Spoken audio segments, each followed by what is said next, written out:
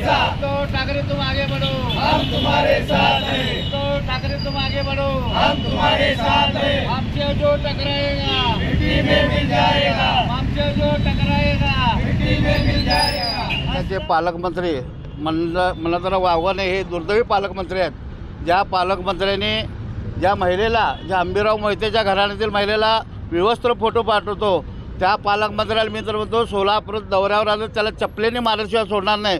परंतु ह्या राज्यामध्ये राज्य करणारे तानाजी सावंत खेकडा असू द्या, त्याच्या चौकशात लावलेले आहेत. काल धनंजय मुंडेचे राजीनामा घेतलेला आहे. राहुल जो मंत्री आहे विदर्भातला, तो सुद्धा प्रतिभाताई पाटीलची जमीन बळकवलेला आहे. असे जर मंत्री जर आपल्या महाराष्ट्रावर राज्य करत असतील तर ह्या महाराष्ट्राचा अधोगती व्हायला वेळ लागणार नाही. जे लोक रामाचं नाव घेऊन सत्तेवर आले, ज्या EVM घोटाळा करून सत्तेवर आले, अशा अवलादी आपल्यावर राज्य करत आहेत.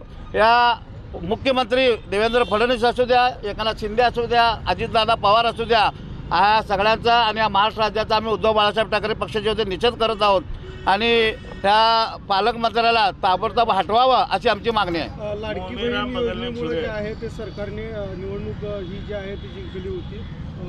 दिवसेंदिवस महाराष्ट्रामध्ये महिला अत्याचार वाढताना दिसत आहेत.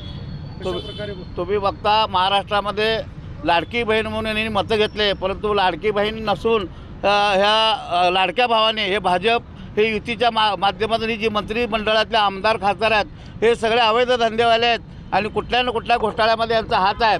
आणि हे लोक बघता तुम्ही आता स्वारगेटमधला प्रकार असू द्या, नागपूरमध्ये असू द्या, अनेक जिल्ह्यामध्ये महिलेवर अत्याचार होत आहेत. कुठलाही आमदार, कुठलाही पालकमंत्री रस्त्यावर महिलेसाठी येत नाही. फक्त उद्धव बाळासाहेब ठाकरे पक्षाच्या वतीनं सर्व महाराष्ट्रातील पदाधिकारी कार्यकर्ते रस्त्यावर येत आहेत. परंतु ह्या सोलापूरचा या सिद्धेश्वर नगरीमध्ये आलेला हा पावननगरीमध्ये आलेला पालकमंत्री हा लिंक पिसाट आहे. त्याला कोर्टाने 10,000 रुपयाच्या बॉन्डवर सोडलेला आहे. तो जेलमध्ये होता. ह्या पालकमंत्र्यावर अवैधरित्या कनेक्शन घेतलं म्हणून MECBची गुन्हा दाखल आहे, त्यातसुद्धा हा जेलमध्ये होता.